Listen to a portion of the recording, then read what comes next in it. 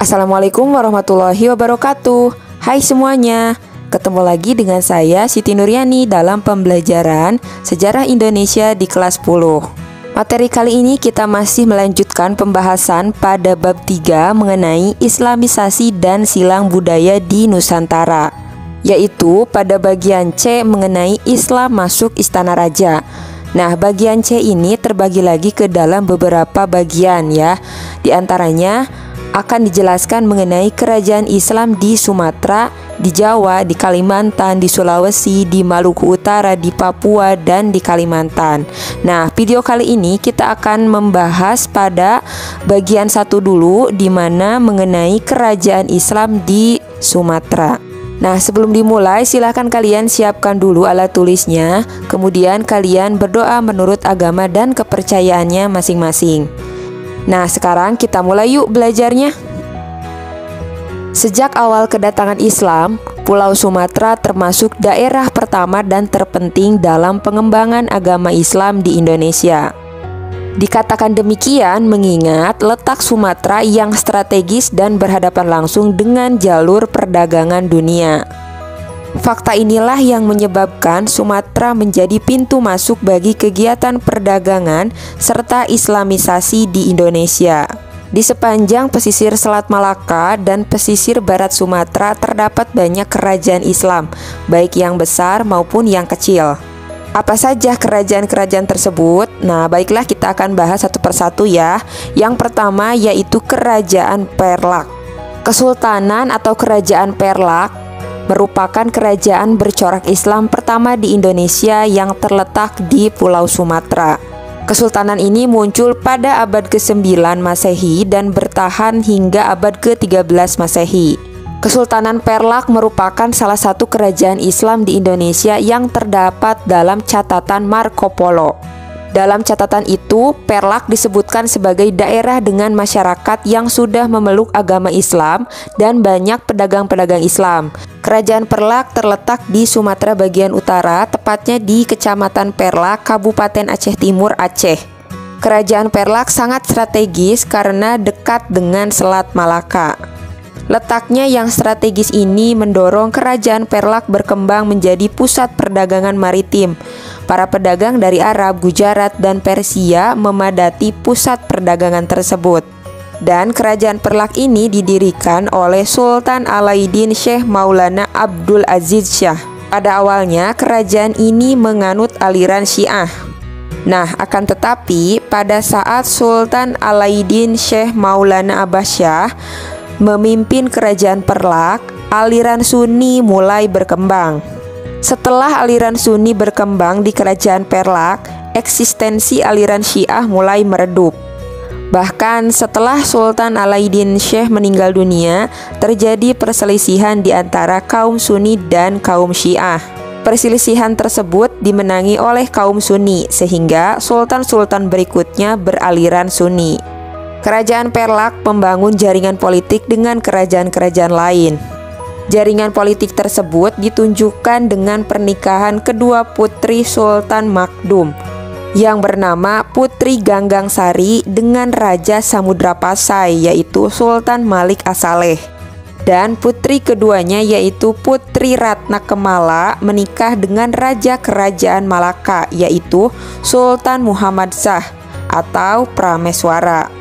Melalui pernikahan tersebut, Kerajaan Perlak memiliki kedekatan politis dengan kerajaan-kerajaan tetangga. Kerajaan Perlak berakhir setelah Sultan ke-18 yaitu Sultan Makdum meninggal dunia. Selanjutnya, Kerajaan Perlak bersatu dengan Kerajaan Samudrapasai di bawah pimpinan Sultan Muhammad Malik Az-Zahir, putra Sultan Malik As-Saleh. Peninggalan dari Kerajaan Perlak diantaranya ada mata uang, stempel kerajaan, makam Raja Benoa, dan naskah Hikayat Aceh. Selanjutnya yang kedua yaitu Kerajaan Samudrapasai. Kemunculan dan perkembangan Kerajaan Samudrapasai diperkirakan terjadi pada abad ke-13 sampai dengan abad ke-16 Masehi. Menurut catatan Marco Polo, Kerajaan Samudrapasai telah berkembang menjadi pusat agama Islam di wilayah Sumatera bagian utara, menggantikan kedudukan Kerajaan Perlak. Letak dari Kerajaan Samudra Pasai diperkirakan 15 km di sebelah timur Lok Semawe, yaitu di Aceh. Kerajaan Samudra Pasai didirikan oleh Marah Silu yang kemudian bergelar Sultan Malik As-Saleh. Pada masa pemerintahannya, ia berhasil mengembangkan Samudra Pasai menjadi kerajaan maritim yang kuat di sekitar Selat Malaka. Komoditas unggulan dalam kegiatan perdagangan Samudra Pasai adalah lada. Karena letaknya yang strategis menyebabkan kerajaan Samudra Pasai menjadi pusat perdagangan pada abad ke-14. Samudra Pasai juga membangun hubungan dengan banyak negara, di antaranya pedagang Cina, Arab, Persia, dan Jawa. Sehingga kerajaan Samudra Pasai ini mengenal mata uang yang bernama dirham untuk transaksi. Pada pertengahan abad ke-15, Samudra Pasai kehilangan kekuasaan perdagangan atas Selat Malaka. Kekacauan tersebut disebabkan oleh monopoli perdagangan yang dilakukan Portugis. Selain itu pun kemundurannya karena dikuasai oleh kerajaan Aceh yang dipimpin oleh Sultan Ali Munghayat Shah. Pada abad ke-12 sampai dengan 15, Samudra Pasai menjadi pusat perkembangan Islam dan bahasa sastra Melayu. Pengaruh Samudra Pasai sebagai pusat agama Islam menyebar ke seluruh bagian Sumatera Utara, Semenanjung Malaka, dan Jawa. Kemudian, sebagian besar penduduk Samudra Pasai memeluk Islam bermazhab Syafi'i. Hukum Islam mengatur kehidupan sosial budaya masyarakat Samudra Pasai. Dengan demikian, kehidupan sosial dan budaya masyarakat Samudra Pasai memiliki kesamaan dengan masyarakat Arab. Nah, kemiripan antara kehidupan masyarakat Aceh dan masyarakat Arab menyebabkan Samudra Pasai dijuluki sebagai Serambi Mekah. Dan yang terakhir, ada beberapa peninggalan dari kerajaan Samudra Pasai. Di antaranya ada koin emas dirham, hikayat Raja Pasai, makam Sultan, kemudian lonceng Cakradonya, dan naskah Sultan Zainal Abidin. Kemudian yang ketiga yaitu Kerajaan Malaka. Kerajaan Malaka adalah kerajaan di Semenanjung Malaya yang berdiri sekitar abad ke-15 Masehi. Pusat pemerintahan dari Kesultanan Malaka berada di Malaka yang saat ini menjadi wilayah dari Malaysia. Asal mula berdirinya Kesultanan Malaka ini berawal dari buntut serangan kerajaan Majapahit di akhir abad ke-14 yang sedang melakukan ekspansi hingga ke Singapura. Nah, serangan Majapahit tersebut membuat Prameswara, yaitu raja terakhir kerajaan Singapura, melarikan diri hingga ke pesisir Selat Malaka.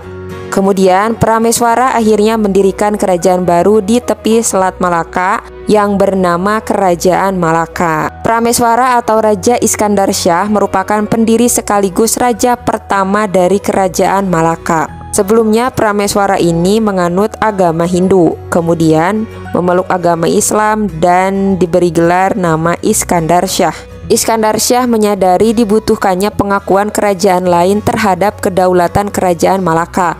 Oleh karena itu, ia kemudian mengirim beberapa orang ke Kaisaran Tiongkok Cina. Dan pada akhirnya, Kerajaan Malaka ini memiliki hubungan diplomatik dengan dinasti Ming. Pemimpin dari dinasti Ming ini kemudian menerima permintaan tersebut dengan syarat bahwa Malaka harus membayar upeti berkala kepada Kekaisaran Cina. Dengan demikian, Kekaisaran Cina siap membantu apabila Kesultanan Malaka mendapatkan masalah. Selanjutnya terlihat juga kedekatan hubungan antara Malaka dengan Pasai. Hubungan kekerabatan ini dimunculkan dengan adanya pernikahan antara Sultan Muhammad Iskandar Shah dengan putri dari Pasai, yaitu putri dari Sultan Zainal Abidin, raja dari Samudra Pasai. Kemudian raja-raja yang memimpin setelahnya semuanya Islam dan bisa mengembangkan kawasan Malaka menjadi bandar pelabuhan persinggahan yang lebih besar. Dalam masa kejayaan Kesultanan Malaka, tersebutlah nama seorang tokoh terkenal di dalamnya selain sultannya, yaitu Hang Tuah. Hang Tuah dikenal sebagai laksamana terhebat kala itu. Kejayaan Malaka ternyata justru menjadi incaran bangsa-bangsa asing. Salah satunya adalah Portugis. Portugis amat berhasrat menguasai bandar niaga tersebut karena lokasinya yang strategis, yakni di jalur perdagangan Cina dan India. Hingga akhirnya sebelum Kekaisaran Cina datang untuk membantu, Portugis berhasil menundukkan Kesultanan Malaka yang sekaligus mengakhiri riwayat kerajaan ini. Selanjutnya yaitu ada beberapa peninggalan dari Kerajaan Malaka, diantaranya ada Masjid Agung Delhi, Masjid Baitur Rahman, Masjid Johor, Hikayat Hang Tuah, Kitab Sultan Salatin, dan yang lainnya. Selanjutnya yang keempat yaitu Kerajaan Aceh Darussalam. Setelah Kerajaan Samudra Pasai mengalami kemunduran, Islam masih mendominasi kehidupan masyarakat di Sumatera bagian utara. Setelah kekuasaan Majapahit di Sumatera mulai melemah, pada abad ke-16, Sultan Ali Mu'in Hayat-Shah mendirikan Kerajaan Aceh Darussalam. Ia memerintah di kerajaan yang merupakan gabungan Kerajaan Lamuri dan Kerajaan Aceh. Kesultanan Aceh Darussalam memang terlahir dari fusi dua kerajaan tersebut. Menurut kitab Bustanus Salatin yang ditulis tahun 1636, kala itu Raja Lamuri menikahkan Ali Mu'in Hayat-Shah dengan putri Raja Aceh. Dari ikatan pernikahan ini, kedua kerajaan di tanah rencong tersebut meleburkan kekuasaan dan melahirkan Kesultanan Aceh Darussalam. Kemudian pada tahun 1520 Aceh berhasil memasukkan Kerajaan Dayak ke dalam kekuasaan Aceh Darussalam. Sejak saat itu Kerajaan Aceh Darussalam mulai memegang hegemoni Islam di wilayah Sumatera bagian utara. Kesultanan Aceh Darussalam mengalami masa kejayaan ketika dipimpin oleh Sultan Iskandar Muda. Iskandar Muda adalah seorang pemimpin yang tegas terhadap penjajah untuk melindungi wilayah dan rakyatnya. Berada di bawah komando Sultan Iskandar Muda, Aceh memiliki kekuatan militer yang kuat, yang ditunjukkan dengan angkatan perangnya, terutama angkatan laut telah dilengkapi kapal-kapal canggih di masanya. Kekuatan Kesultanan Aceh Darussalam kala itu sangat diperhitungkan. Portugis sudah menyerah lebih dulu, dan Belanda yang datang kemudian akhirnya memilih wilayah lain seperti Jawa dan Maluku. Kerajaan Aceh Darussalam kemudian berkembang menjadi kerajaan besar yang berusaha memperluas wilayah kekuasaannya hingga wilayah Sumatera Barat dengan menggunakan pasukan asing yang terdiri atas orang-orang Turki, Arab, dan Abyssinia. Kemudian pada masa kepemimpinan Sultan Iskandar Thani, Kerajaan Aceh Darussalam mulai mengalami kemunduran karena tidak ada sultan yang cakap dan mampu memimpin kerajaan. Dalam kehidupan ekonomi, komoditas utama Aceh adalah lada. Selain itu, Kerajaan Aceh juga mengekspor kayu cendana, obat-obatan, kapur barus, bunga lawang, dan emas. Berikutnya beberapa peninggalan Kerajaan Aceh Darussalam, diantaranya ada Masjid Baitur Rahman di Banda Aceh, Taman Sari Gunungan, Benteng Indrapatra, Meriam Kesultanan Aceh, Makam Sultan Iskandar Muda, Uang Emas Kerajaan Aceh, kemudian Hikayat Aceh berupa karya sastra. Selanjutnya yang kelima yaitu Kerajaan Islam di Riau. Menurut catatan Tom Pires, di daerah Riau telah berkembang kerajaan-kerajaan kecil, antara lain Siak, Kampar, dan Indragiri. Ketiga kerajaan tersebut berada di bawah kekuasaan Kerajaan Melayu dan Singasari Majapahit. Oleh karena itu, para ahli memperkirakan kerajaan-kerajaan bercorak Islam mulai muncul pada abad ke-15. Pada awalnya Kerajaan Siak, Kampar, dan Indragiri dikuasai oleh Kerajaan Malaka. Ketiga kerajaan ini dikuasai Kerajaan Malaka di bawah pemerintahan Sultan Mansur Shah. Akan tetapi, seiring melemahnya kekuasaan Kerajaan Malaka, Kerajaan Siak, Kampar, dan Indragiri mulai memisahkan diri. Ketiga kerajaan tersebut memiliki corak pemerintahan yang hampir sama. Pendiri dari ketiga kerajaan ini, yang pertama Kerajaan Siak didirikan oleh Sultan Abdul Jalil Rahmat Shah, Kerajaan Indragiri didirikan oleh Raja Merlang, dan Kerajaan Kampar didirikan oleh Tengku yang di-Pertuan Bujang Sati. Kerajaan Siak merupakan kerajaan Melayu Islam yang terletak di Kabupaten Siak, Provinsi Riau. Awalnya, daerah Siak sebelum berdirinya Kesultanan Siak berada di bawah kekuasaan Kerajaan Johor. Perebutan kekuasaan di daerah Johor mengakibatkan perang saudara antara Sultan Abdul Jalil Rahmat Shah dengan Tengku Sulaiman. Karena kedua belah pihak mengalami kerugian besar, akhirnya perang berakhir dan kedua belah pihak mundur. Tengku Sulaiman mundur ke Pahang, sementara Sultan Abdul Jalil mundur ke Bintan, lalu mendirikan kerajaan kecil ini di pinggir Sungai Siak. Sedikit demi sedikit pengaruh Kesultanan Siak Sri Indrapura meluas hingga ke Pulau Sumatera dan Kalimantan. Sayangnya, pada masa pemerintahan kolonial Belanda, wilayah Kesultanan Siak menyusut dan Kesultanan Siak berada di bawah naungan Belanda. Selanjutnya, Kerajaan Indragiri terletak di Kabupaten Indragiri Hilir dan Kabupaten Indragiri Hulur, Provinsi Riau. Sebelum tahun 1641, Kerajaan Indragiri berhubungan erat dengan Portugis. Kerajaan ini memang banyak menghasilkan barang komoditas seperti lilin, emas, dan kayu gaharu. Selanjutnya, Kerajaan Kampar merupakan salah satu kerajaan bercorak Islam di Sumatera. Berdirinya Kerajaan Kampar karena adanya pengaruh Islam yang sampai ke daerah-daerah dan merupakan akibat perkembangan kerajaan Islam di Malaka. Ketiga kerajaan tersebut memiliki corak pemerintahan yang hampir sama. Dalam sistem pemerintahan Kerajaan Siak, terdapat aturan seorang sultan akan dibantu oleh Dewan Kerajaan yang bertugas sebagai pelaksana pemerintahan dan penasihat sultan. Sistem pemerintahan seperti itu juga diterapkan oleh Kerajaan Kampar dan Indragiri. Kemudian setelah pengaruh POC memasuki kerajaan-kerajaan di Riau, ketiga kerajaan tersebut mengalami kemunduran. Keadaan tersebut diperparah dengan adanya perjanjian dengan VOC pada 1822 di Bukit Batu. Perjanjian tersebut melarang Kerajaan Siak mengadakan perjanjian dengan negara lain kecuali Belanda. Perjanjian serupa juga diadakan di Kerajaan Kampar dan Indragiri. Ketiga kerajaan itu pun akhirnya runtuh karena tekanan yang dilakukan Belanda.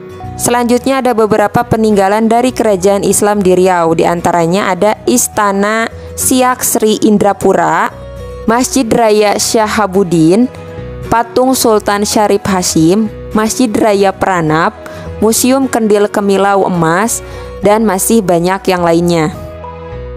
Selanjutnya yang keenam yaitu kerajaan Islam di Jambi.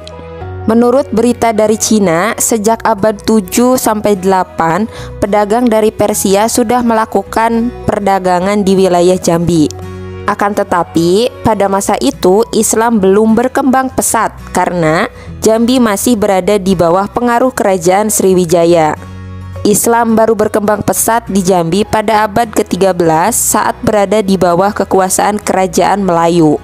Perkembangan Islam di Jambi mencapai puncaknya pada abad ke-16 yang ditandai dengan berdirinya Kerajaan Jambi.